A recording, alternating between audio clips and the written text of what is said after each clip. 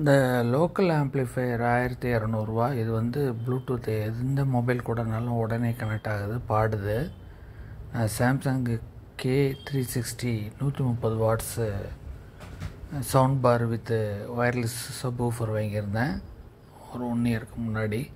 அதில் ஏற்கனவே வந்து ஒயர்லெஸ் சப்வூஃபரில் வந்து அந்த பவர் கேபிள் ஒர்க் பண்ணாமல் போயிட்டு அப்புறம் அது மாற்றி கொடுத்தாங்க. பட் அதுக்கே வந்து service charge plus cable charges தான் வாங்கினாங்க.